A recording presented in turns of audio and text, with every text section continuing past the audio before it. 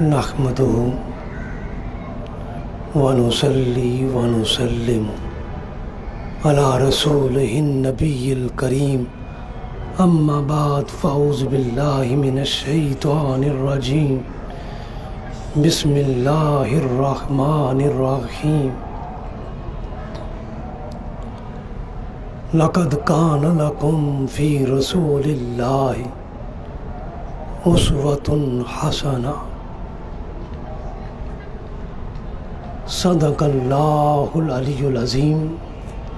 وصدق رسوله النبي الكريم۔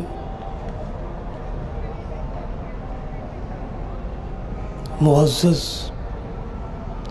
حاضرین و ناظرین گرامی قدر، عزیز طلباء و طالبات، آج ہمارا موضوع ہے سیرت النبی صلی اللہ علیہ وآلہ وسلم کی عالمگیریت اور آفاقیت۔ قرآن حکیم نے اس حوالے سے ہمیں رہنمائی دیتے ہوئے ارشاد فرمایا لقد کان لکم فی رسول اللہ اسوۃ حسنہ، کہ بلا شبہ تمہارے لیے رسول اللہ صلی اللہ علیہ وآلہ وسلم کی حیات، آپ کی سیرت، آپ کا اسوہ ایک بہترین نمونہ کمال ہے۔ رسول اللہ صلی اللہ علیہ وسلم کی سیرت اور تعلیمات کو باری تعالیٰ نے ہمیشہ کے لیے قرآن و حدیث کی صورت میں محفوظ کر دیا ہے۔ آپ کی تعلیمات لفظاً اور معناً کامل صحت کے ساتھ محفوظ ہیں اور قیامت تک محفوظ رہیں گی۔ تعلیمات اور سیرت کی حفاظت کی یہ خصوصیت رسول اللہ صلی اللہ علیہ وآلہ وسلم کی ذات کے ساتھ ہی مختص ہے۔ پہلے انبیاء علیہ السلام میں سے کسی کو بھی تعلیمات اور سیرت کی کامل حفاظت کا یہ اعزاز حاصل نہیں ہو سکا ہے، جبکہ رسول اللہ صلی اللہ علیہ وسلم کی تعلیمات اور سیرت کی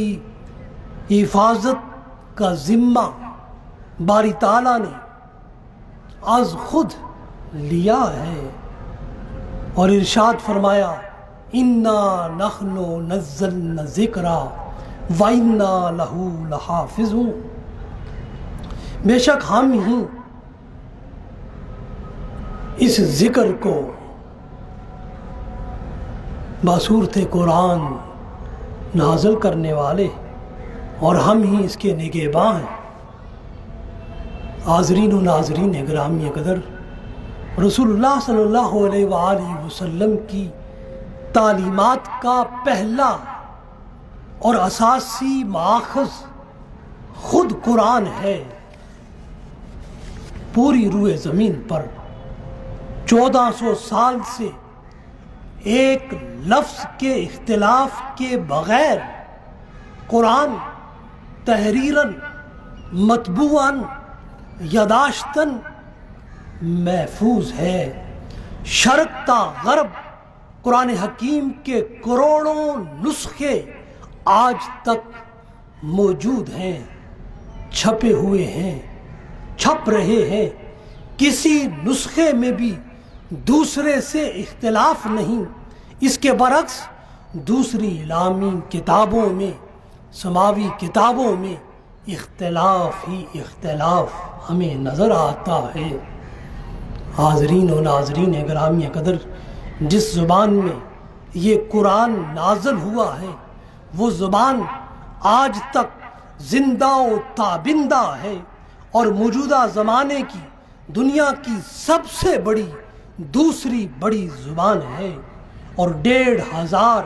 سال گزر جانے کے باوجود یہ متروک اور ناقابل فہم نہیں ہوئی ہے، بلکہ ہر آنے والا لمحہ اس زبان کی زندگی اور اس کی تابندگی میں قرآن کی برکت سے اضافہ کر رہا ہے۔ اس بنا پر تعلیمات محمدی صلی اللہ علیہ وآلہ وسلم کی حفاظت تراجم کے ذریعے سے نہیں بلکہ اصل زبان کے ذریعے سے اس کی حفاظت اور سیرت کی حفاظت، آپ کی تعلیمات کی حفاظت ہوئی ہے، اور یہ سیرت اور یہ تعلیمات اسی زبان سے قائم اور دائم ہیں۔ حاضرین و ناظرین گرامی قدر، تعلیمات محمدی اور سیرت نبوی کی حفاظت کا دوسرا ذریعہ رسول اللہ صلی اللہ علیہ وآلہ وسلم کی لاکھوں حدیث اور فرمودات ہیں، جن کو سینکڑوں کتب کی صورت میں جمع اور مرتب کیا گیا ہے۔ ان کی چھان بین کے لیے اصول و ضوابط مقرر کیے گئے ہیں، متعدد علوم و فنون ان کی حفاظت کے لیے وضع کیے گئے ہیں، جن کی روشنی میں ہم رسول اللہ صلی اللہ علیہ وآلہ وسلم کی سیرت اور تعلیمات سے ایسے ہی مستفید اور مستفیض ہو رہے ہیں جیسے رسول اللہ صلی اللہ علیہ وآلہ وسلم کی ظاہری حیات میں صحابہ اکرام براہ راست آپ سے مستفید ہو رہے تھے، مستنیر ہو رہے تھے۔ آج انہی حدیث اور روایات سیرت کی بنا پر رسول اللہ صلی اللہ علیہ وآلہ وسلم کا سراپا حسن و جمیل اور اہل ایمان کے سامنے یوں رہتا ہے کہ گویا وہ آپ کو بے حجاب اپنے سامنے دیکھ رہے ہیں، غرضے کہ آپ کی سیرت اقدس کے ہر گوشے اور ہر پہلو کی زیارت مصدقہ مستند اوراق حدیث و سیرت کے ذریعے آج بھی امت کو میسر ہے۔ حاضرین و ناظرین گرامی قدر، یہ فقط اسی امت کا امتیاز ہے، خاصہ ہے، اور دنیا اس امر پر متفق ہے کہ مسلمانوں نے اپنے نبی کی سیرت کے ایک ایک پہلو کو محفوظ کیا ہے، بلکہ اس کے ساتھ ہر اس شخص کی سیرت کو بھی محفوظ کیا ہے جس کا ادنا سا تعلق بھی رسول اللہ صلی اللہ علیہ وسلم کی ذات اقدس کے ساتھ تھا، اور امت کے اس کارنامے پر آج تک کل عالم انسانیت ورطائے حیرت میں ہے کہ اتنا بڑا کارنامہ اس امت نے کیسے کر دکھایا ہے۔ بلا شبہ وہ لوگ جو رسول اللہ صلی اللہ علیہ وآلہ وسلم کے اقوال، افعال، احوال اور اخلاق و شمائل کی حفاظت اور روایت کرتے ہیں، ان کو راویان حدیث، محدثین اور ارباب سیرت کہا جاتا ہے، جن میں جلیل القدر صحابہ اکرام، تابعین، تبع تابعین اور چوتھی صدی ہجری کے ائمہ علماء اور ہر دور کے محدثین اس میں شامل ہیں۔ جب تمام سرمایہ روایت تحریری صورت میں محفوظ ہو گیا تو اس کے بعد ان تمام راویوں کے ناموں اور ان کے کام، ان کے تعارف، ان کی شناخت، ان کی حیات و خدمات، ان کے اخلاق و عادات کو بھی تحریر میں لایا گیا، اور ان حدیث کے راویوں کی تعداد لاکھوں میں بنتی ہے۔ ان سب کے مجموعہ احوال کو اسماء الرجال کا نام دیا جاتا ہے۔ حاضرین و ناظرین گرامی قدر، ڈاکٹر سپرنگر، معروف مستشرق جس نے برِ صغیر میں اپنے زمانہ قیام میں امام ابن حجر کی اسماء الرجال پر مشتمل کتاب الاصابہ فی احوال الصحابہ طبع کرائی تھی، اس نے اس کتاب کے مقدمے میں لکھا ہے کوئی قوم دنیا میں ایسی گزری ہے اور نہ آج تک موجود ہے جس نے مسلمانوں کی طرح اسماء الرجال کا عظیم الشان فن اپنے نبی کی احادیث و سیرت کی روایت کے لیے ایجاد کیا ہو، جس کی بدولت آج 5 لاکھ شخصیات اور ذوات کے احوال کو ہم معلوم کر سکتے ہیں۔ حاضرین و ناظرین گرامی قدر، خطبہ حجۃ الوداع کے موقع پر رسول اللہ صلی اللہ علیہ وآلہ وسلم کے سامنے 1.25 لاکھ صحابہ اکرام موجود تھے۔ 11 ہجری میں رسول اللہ صلی اللہ علیہ وسلم کا وصال ہوتا ہے۔ 40 ہجری تک اکابر صحابہ اکرام موجود تھے۔ 60 ہجری تک اصاغر صحابہ اکرام کافی تعداد میں موجود تھے۔ 1 صدی ختم ہونے تک، 1 صدی ہجری ختم ہونے تک نور نبوت کے یہ چراغ جلتے رہے اور زمانے کو روشن کرتے رہے۔ صحابہ اکرام تمام بلاد اسلامی میں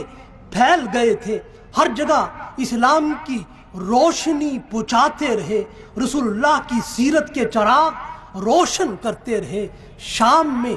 آخری صحابی ابو حمامہ بابلی 86 ہجری میں وفات پاتے ہیں۔ مصر میں عبداللہ بن حارث بن جرم آخری صحابی مصر کے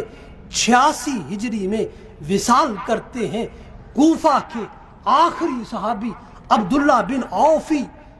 یہ 87 ہجری میں سرزمین کوفہ میں انتقال کرتے ہیں، اور مدینہ منورہ کے آخری صحابی صائب بن یزید 91 ہجری میں وصال کرتے ہیں، دارالبقاء کا سفر کرتے ہیں، اور بصرہ کے آخری صحابی حضرت انس بن مالک 93 ہجری میں آخرت کا سفر طے کرتے ہیں۔ حاضرین و ناظرین گرامی قدر، حضرت انس بن مالک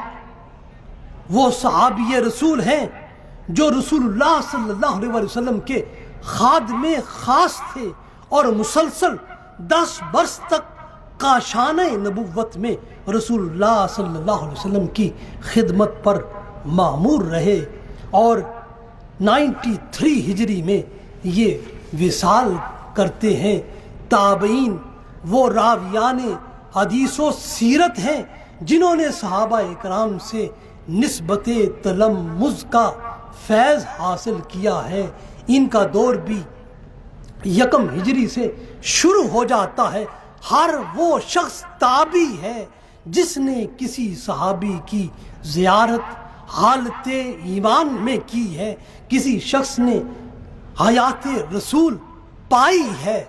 رسول اللہ صلی اللہ علیہ وسلم کا عہد اور زمانہ پایا ہے، مگر کم سنی کی بنا پر اگر وہ آپ کی زیارت نہیں کر سکا تو وہ بھی صحابی نہیں، تابعی ہے۔ جیسے حضرت عبد الرحمن بن حارث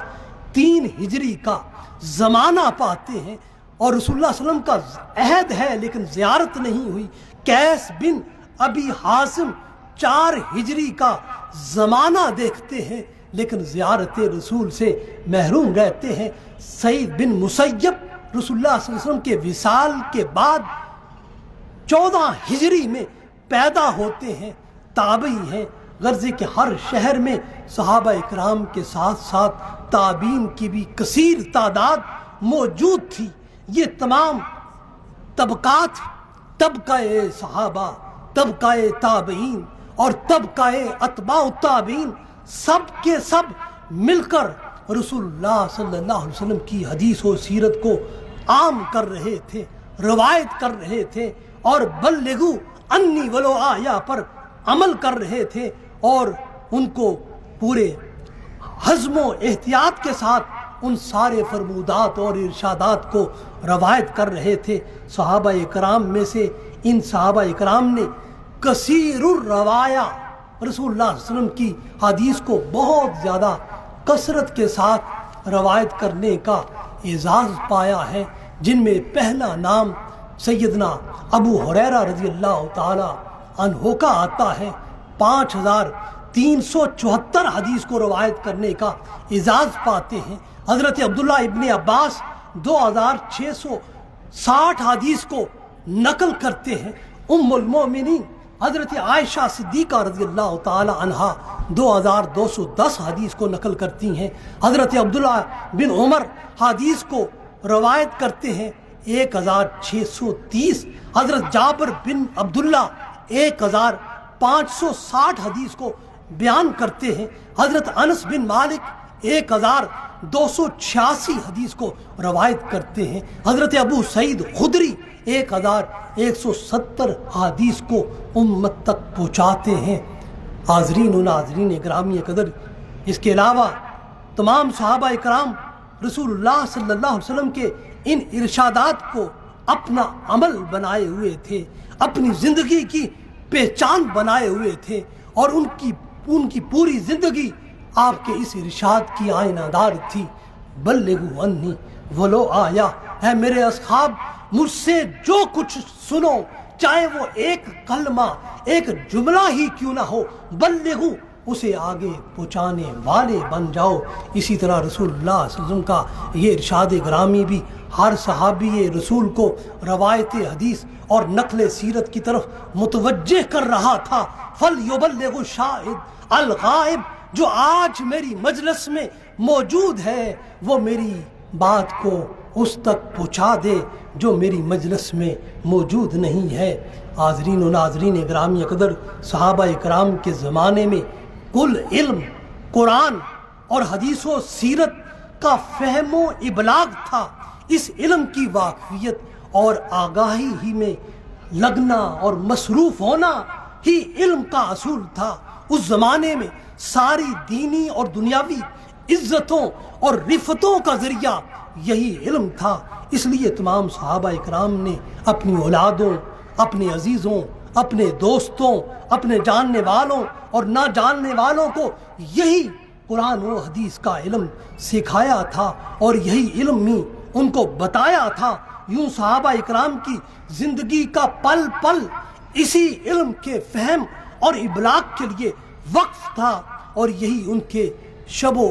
روز تھے، اور یہی ان کی کل علمی زندگی تھی۔ اور یہی وجہ ہے کہ صحابہ اکرام کے بعد فوراً دوسری نوجوان نسل اس علم کی حفاظت اور روایت اور ابلاغ میں مصروف ہو گئی تھی۔ صحابہ اکرام اور تابعین نے بڑی محنت سے رسول اللہ صلی اللہ علیہ وسلم کی حدیث کے لفظ لفظ کو یاد رکھا تھا، اور ان کے حرف حرف کو محفوظ کیا تھا، اور امت تک اس کو پہنچایا تھا۔ حاضرین و ناظرین گرامی قدر، رسول اللہ صلی اللہ علیہ وسلم نے جہاں اپنی حدیث و سنن اور سیرت کی اشاعت کی امت کو تاکید کی تھی، وہاں اس بات کی تحدید بھی کر دی تھی، من کذب علی متعمدا فلیتبوا مقعدہ من النار، جس نے جان بوجھ کر میری طرف جھوٹ منسوب کیا وہ اپنا ٹھکانہ دوزخ میں تلاش کرے۔ اس تحدید کی بنا پر صحابہ اکرام حدیث کو کثرت سے بیان کرنے سے اعراض کرتے تھے، اور اس بات میں بھی کوئی شک و شبہ نہیں ہے کہ عربوں کا حافظہ فطرتاً نہایت قوی تھا۔ وہ سینکڑوں اشعار اور قصائد کو یاد رکھتے تھے، اور اس کے ساتھ ساتھ فطرت کا قاعدہ بھی یہی ہے کہ جس قوت کو جس قدر کام میں لایا جائے اسی قدر اس میں اضافہ اور ترقی ہوتی ہے۔ صحابہ اکرام نے اپنی قوت حفظ کو قرآن و حدیث کی یاداشت میں لا کر مصروف کر کے اسے اپنے نقطۂ کمال پر، اپنے نقطۂ معراج پر پہنچا دیا تھا۔ وہ ایک ایک واقعہ اور ایک ایک حدیث کو یاد کرتے تھے، اور یہ یاداشت تھی ان کے زمانے کا اعزاز کمال اور نقطۂ افتخار تھا۔ تحریر اور لکھائی اس زمانے میں عیب شمار ہوتی تھی، اس لیے وہ ہر ممکن تحریر کی بجائے یاداشت اور حفظ کو ترجیح دیتے تھے۔ حاضرین و ناظرین گرامی قدر، مستشرقین کی طرف سے یہ اعتراض قطعاً غلط ہے کہ پہلی صدی ہجری تک وقائع اور اقوال نبوی صرف اور صرف زبانی روایات تک محدود تھے، تحریری شکل میں بالکل نہ تھے۔ ان کی اس غلط فہمی کا سبب موطا امام مالک، مغازی ابن اسحاق ہے، اور ان دونوں جلیل القدر شخصیات کا زمانہ وفات بالترتیب 179 ہجری اور 151 ہجری ہے۔ اس سے انہوں نے عقلی قیاس یہ کیا کہ اخبار و قیاس کی تدوین کا زمانہ پہلی صدی ہجری کا اوائل ہے، یا ان کا قیاس یہ ہے کہ 200-250 سال کے بعد حدیث کو جب مرتب کیا گیا، یہ ان کا قیاس حقائق کے خلاف، واقعات کے سراسر منافی اور بے بنیاد ہے، اس لیے کہ اخبار و سیر کا تحریری مواد ہمیں عہد رسالت مآب میں کثرت کے ساتھ ملتا ہے۔ خود حکومتی سطح پر حضرت عمر بن عبدالعزیز نے 99 ہجری تا 101 ہجری میں بطور امیر المومنین حدیث کی تدوین کے احکامات سرکاری طور پر ہر بلاد اسلامی میں جاری کیے تھے، جس کے نتیجے میں تمام بلاد اسلامی میں تدوین حدیث کی ایک تحریک باقاعدہ شروع ہو گئی تھی، اور بہت بڑی تعداد میں کثرت کے ساتھ حدیث کو جمع کیا گیا تھا۔ سرکاری سطح پر حضرت عمر بن عبدالعزیز نے تحریری حکم نامہ تدوین حدیث کے متعلق جاری کیا تھا، اور اس فرمان کی تعمیل کے نتیجے میں اخبار و احادیث اور سنن کے دفاتر بے شمار مسودات دارالخلافہ آنے لگے، جن کی نقول تمام بلاد اسلامی میں بعد ازاں بھجوائی جانے لگی، اور اس سلسلے میں انتہائی اہم کردار گورنر مدینہ ابو بکر بن محمد بن عمر بن حزم نے ادا کیا، جن کو خود علم حدیث کے ساتھ بڑا ہی شغف تھا، اور ان کی خالہ امرا ام المومنین حضرت عائشہ صدیقہ رضی اللہ تعالی عنہا کی تلمیذہ تھیں، شاگرد تھیں، اور ان کے پاس حضرت عائشہ صدیقہ رضی اللہ تعالی عنہا کی تمام تر مرویات موجود تھیں۔ حضرت امرا کے ذریعے یہ ذخیرہ حدیث ابو بکر بن حزم گورنر مدینہ کے پاس موجود تھا۔ امیر المومنین حضرت عمر بن عبدالعزیز کے حکم پر تدوین حدیث کے عمل کو گورنر مدینہ ابو بکر بن حزم نے پہلے سے زیادہ مضبوط بنیادوں پر استوار کیا۔ حاضرین و ناظرین گرامی قدر، اسی طرح اگر ہم تدوین حدیث اور تدوین سیرت کو خود عہد رسالت مآب میں دیکھیں تو اخبار و سیر، احکام و سنن کا کافی سرمایہ تحریری صورت میں بھی موجود تھا۔ فتح مکہ کے موقع پر آپ صلی اللہ علیہ وسلم نے ایک خطبہ میں ارشاد فرمایا، صحیح بخاری میں ہے کہ ایک یمنی صحابی ابو شاہ کی درخواست پر آپ نے یہ خطبہ لکھ کر ان کے حوالے کرنے کا حکم صادر فرمایا، اور ارشاد فرمایا اکتبو لابی شاہ، فرمایا میرا یہ خطبہ حجت الوداع یہ سارے کا سارا لکھ کر ابو شاہ جو یمن سے آئے ہیں ان کے سپرد کرو۔ اسی طرح تمام صحابہ اکرام میں حدیث کو لکھنے کے حوالے سے حضرت عبداللہ بن عمر بن العاص کو خصوصی امتیاز حاصل تھا، اور ان کے پاس سب سے زیادہ ذخیرہ حدیث لکھا ہوا تھا اور موجود تھا۔ اسی وجہ سے سیدنا ابو ہریرہ رضی اللہ تعالی عنہ بیان کرتے ہیں کہ حضرت عبداللہ بن عمر بن العاص کے سوا میرے پاس سب سے زیادہ حدیث تھیں، اور ان کے پاس اس لیے حدیث زیادہ تھیں، یہ رسول اللہ صلی اللہ علیہ وسلم کی ہر بات کو فرماتے ہیں کہ لکھ لیتے تھے، اور میں لکھتا نہیں تھا، اور یہ ہر بات کو لکھ لیتے تھے، اس لیے بیان کرتے ہیں ما من اصحاب النبی احد اکثر حدیثا منی الا ما کان من عبداللہ بن عمر فانہ کان یکتب ولا اکتب، وہ لکھا کرتے تھے اس لیے ان کے پاس حدیث کا ذخیرہ زیادہ تھا، اور میں لکھتا نہیں تھا اس لیے میرے پاس اس وقت ذخیرہ کم تھا۔ حاضرین و ناظرین گرامی قدر، حضرت عبداللہ بن عمر بن العاص کے علاوہ کوئی اور صحابی حضرت ابو ہریرہ رضی اللہ تعالی عنہ کے ارشاد کے مطابق اتنی زیادہ حدیث نہ رکھتا تھا۔ اسی طرح حضرت سنن ابی داؤد میں اور مسند احمد بن حنبل میں یہ روایت آئی ہے کہ لوگوں نے حضرت عبداللہ بن عمر بن العاص سے کہا کہ رسول اللہ صلی اللہ علیہ وآلہ وسلم کبھی حالت غصہ میں ہوتے ہیں، کبھی حالت غضب میں ہوتے ہیں، کبھی حالت خوشی میں ہوتے ہیں، اور تم ہر حال میں آپ کے فرمودات اور ارشادات کو لکھ لیتے ہو۔ لوگوں نے یہ اعتراض کر دیا۔ حضرت عبداللہ بن عمر بن العاص نے اس بنا پر لکھنا، حدیث کو لکھنا چھوڑ دیا، اور انہوں نے یہ سارا ماجرا رسول اللہ صلی اللہ علیہ وسلم کی خدمت میں پیش کیا، تو آپ صلی اللہ علیہ وسلم نے اپنے دہن مبارک کی طرف اشارہ کرتے ہوئے فرمایا تم لکھ لیا کرو، میرے ہر قول کو جس بھی حالت میں ہوں لکھا کرو۔ اس لیے فرمایا فَأُومَا بِإِسْمِهِ إِلَى فَمِهِ قال اکتب فوالذی نفسی بیدہ ما یخرج منہ الا الحق، رواہ ابو داؤد فی سننہ۔ فرمایا تم میرے منہ سے نکلے ہوئے ہر لفظ کو جس بھی میں حالت میں ہوں لکھ لیا کرو، اس لیے کہ میرے منہ سے جو بات بھی نکلتی ہے وہ حق ہوتی ہے، ما یخرج منہ الا حق۔ تو حضرت عبداللہ بن عمر بن عاص نے آپ صلی اللہ علیہ وسلم کی ساری حدیث کو آپ نے اپنے تھیں، جتنی بھی آپ لکھ سکتے تھے وہ آپ لکھا کرتے تھے، اور آپ کے مجموعے کا نام الصادقہ الصحیفۃ الصادقہ تھا۔ اور آپ فرمایا کرتے تھے کہ مجھے اپنی زندگی میں جینے سے پیار اس لیے ہے کہ میرے پاس صحیفہ صادقہ ہے جس میں رسول اللہ صلی اللہ علیہ وآلہ وسلم کی حدیث مبارکہ لکھی ہوئی ہیں۔ حاضرین و ناظرین گرامی قدر، صحیح بخاری میں ہے جب آپ صلی اللہ علیہ وسلم مدینہ منورہ میں تشریف لائے تو آپ نے مدینہ میں بسنے والے مسلمانوں کی مردم شماری کروائی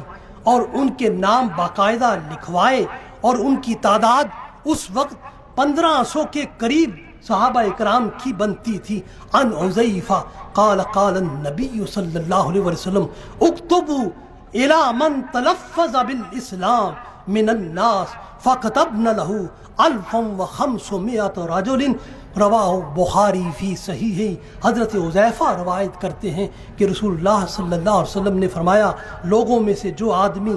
زبان سے اسلام کا اقرار کرتا ہے اس کا نام لکھ لو۔ تعمیل حکم میں ہم نے 1500 آدمیوں کے باقاعدہ نام لکھے۔ حاضرین و ناظرین گرامی قدر، زکوٰۃ کے متعلق احکام لکھوا کر رسول اللہ صلی اللہ علیہ وسلم نے عمراء کو مختلف بلاد اسلامی میں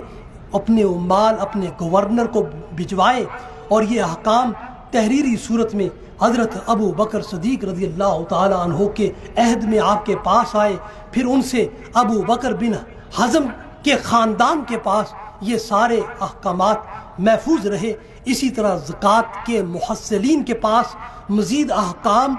موجود تھے اور محفوظ تھے۔ اسی طرح حضرت علی المرتضیٰ رضی اللہ تعالی عنہ کے پاس ایک صحیفہ تھا جو ان کی تلوار کی نیام میں پڑا رہتا تھا، اور اس میں متعدد حدیث اور متعدد احکام قلم بند تھے۔ حضرت علی لوگوں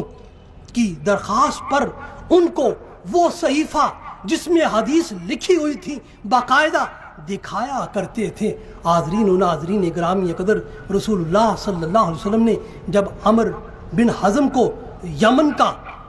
حاکم بنا کر بھیجا تو ایک تحریر لکھوا کر ان کے حوالے کی جس میں فرائض کا ذکر تھا، صدقات کا ذکر تھا، دیات کا ذکر تھا، اور اسی طرح اور چیزیں ان سے متعلق تھیں، اور یہ روایت بھی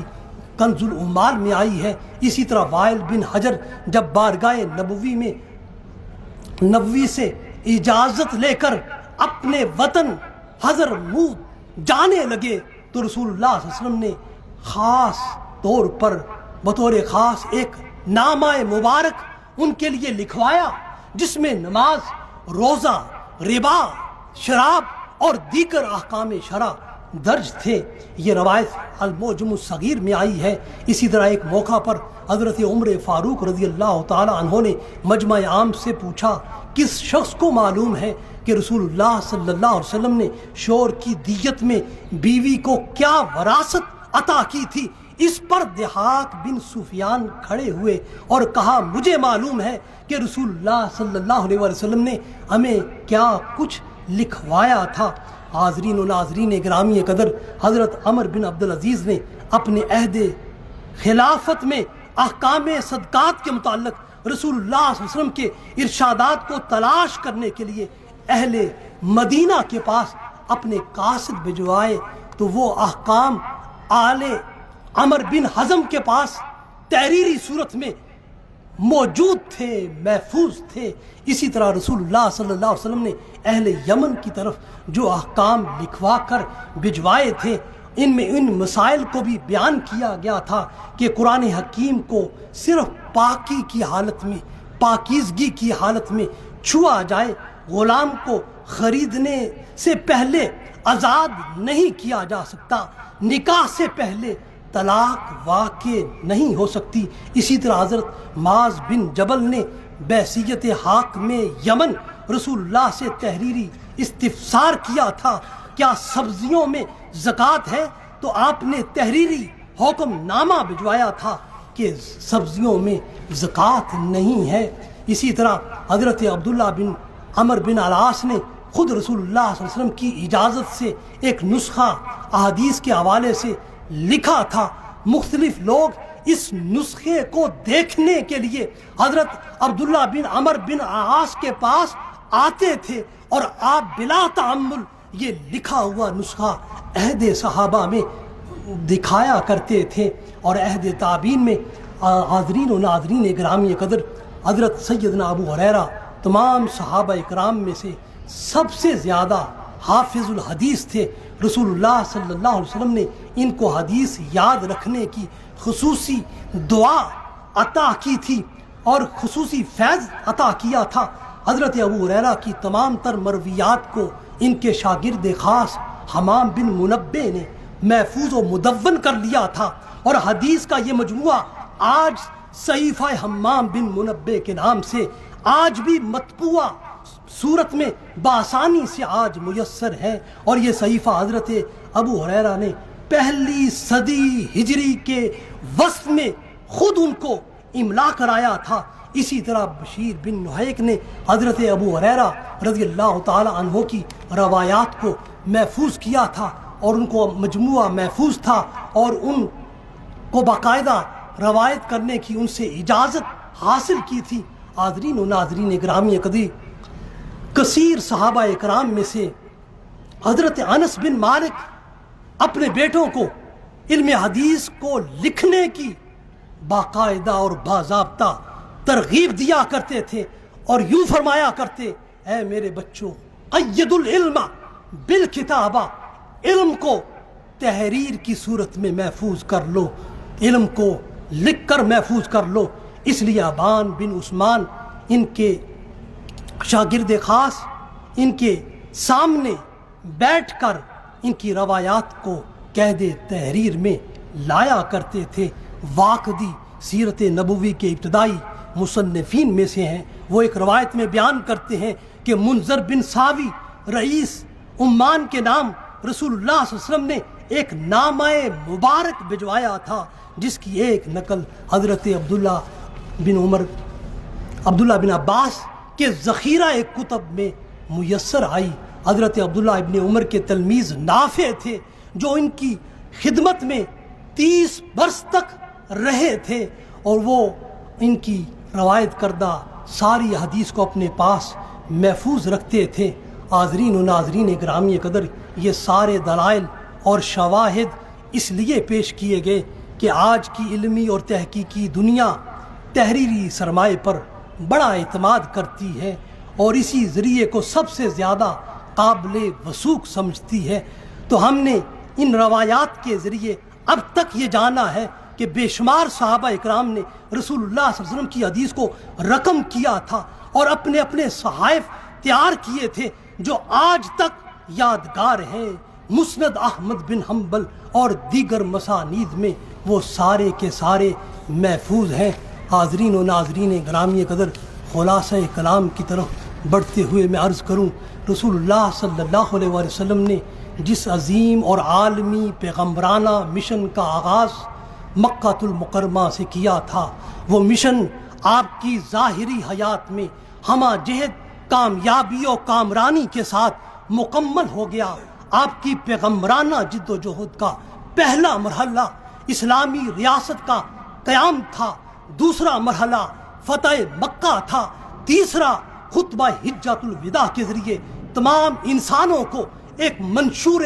حیات عطا کرنا تھا، اور چوتھا مرحلہ شرقتا غرب دین اسلام کی دعوت کو عام کرنا اور پھیلانا تھا۔ باری تعالیٰ نے یہ اعزاز صرف اور صرف آپ کی ذات اقدس ہی کو عطا کیا کہ آپ کی ظاہری حیات مبارکہ میں ہی آپ کا مشن ہر جہت سے، ہر اعتبار سے الیوم اکملت لکم دینکم کی بشارت کے ذریعے مکمل ہو گیا، اور لیظہرہ علی الدین کلہ کے نتائج و اثرات صحیفہ ارضی پر ہر سو ہر سمت مرتسم ہو گئے۔ اور اس کے ساتھ ساتھ باری تعالیٰ نے تمام انسانوں کی سیرت و کردار کو سنوارنے کے لیے آپ کی سیرت اقدس کو وہ کمال اور وہ دوام اور وہ حسن و مقام عطا کیا کہ خود لفظ سیرت کو آپ سے منسوب ہونے پر فخر ہے، اور قابل فخر، قابل تکریم اور قابل تقلید انسانیت کو آپ کا کردار ہونے پر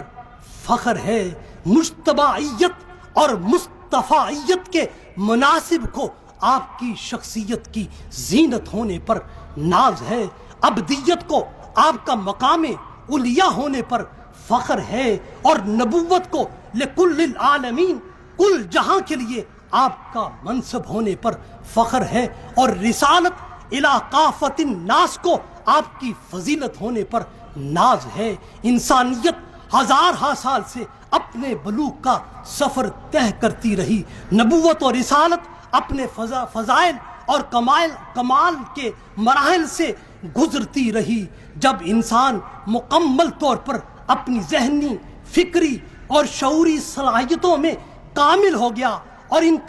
قابلیتوں میں اپنی حد بلوغ کو، حد کمال کو پہنچ گیا، اور نبوت و رسالت اپنے جملہ محاسن کے ساتھ اپنی وسعت ابلاغ کے لحاظ سے عالمگیر ہونے کے قریب پہنچ گئی، تو سلسلہ انبیاء کے خاتم سید المرسلین خاتم النبیین کو ساری کائنات اور ہر زمان و مکان کے لیے دائمی اور ابدی نبوت و رسالت کے شاہکار کے طور پر مبعوث فرمایا گیا۔ آپ کی آمد سے نظام نبوت کے بپا کیے جانے کا مقصد پورا ہو گیا، اور آپ صلی اللہ علیہ وسلم کی بعثت سے سلسلہ رسالت کے قیام کی غرض و غایت مکمل ہو گئی۔ اب باب رسالت کسی نئی بعثت کے لیے ہمیشہ کے لیے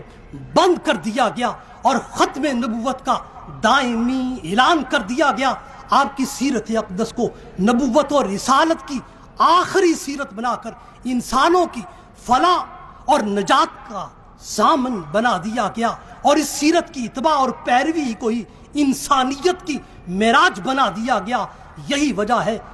آج جب ہم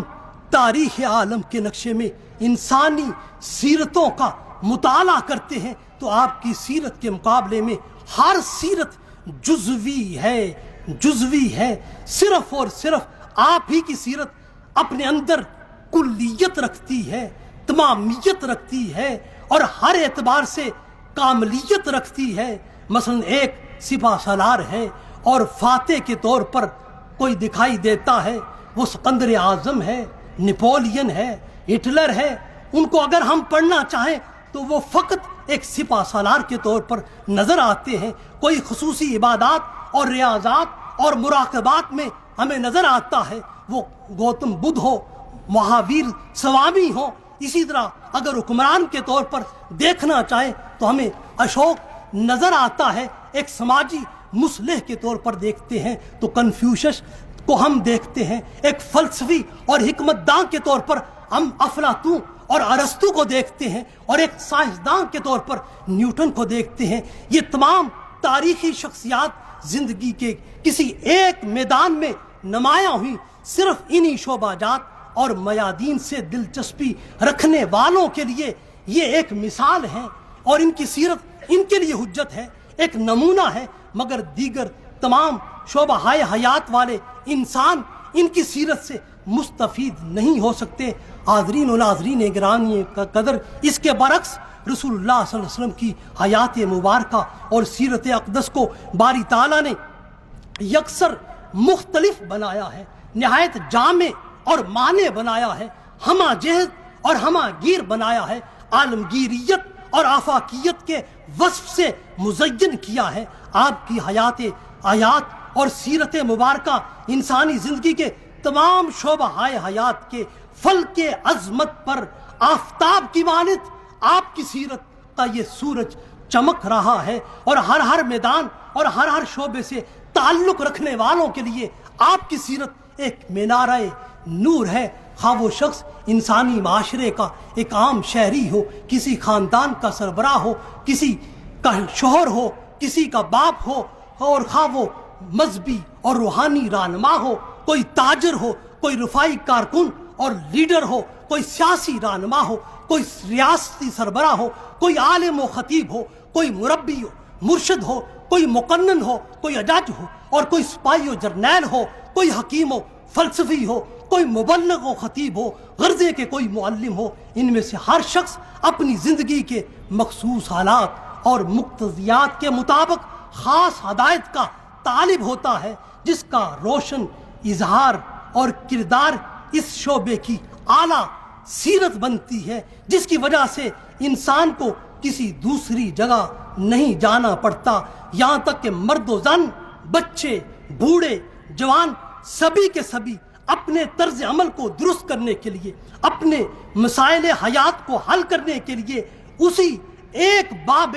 سیرت پر آتے ہیں، اور ہر ضرورت مند اپنی تمام تر ضروریات کا سارا سامان ایک ہی در سیرت اور ایک ہی در رسالت سے حاصل کرتا ہے، اور وہ اس کائنات میں صرف اور صرف ایک ہی سیرت ہے جو تمام انسانوں کی ضرورت کو پورا کرتی ہے، وہ سیرت النبی ہے، وہ سیرت الرسول ہے۔ باری تعالیٰ نے سیرت کی جامعیت اور تعلیمات کی آفاقیت اور اخلاق کی ہمہ گیریت کا یہ وصف صرف اور صرف رسول اللہ صلی اللہ علیہ وسلم کی ذات اقدس کو عطا کیا ہے۔ اول کائنات سے لے کر آخر کائنات تک یہ شان اور یہ اعزاز اور یہ افتخار باری تعالیٰ نے کسی اور سیرت کو عطا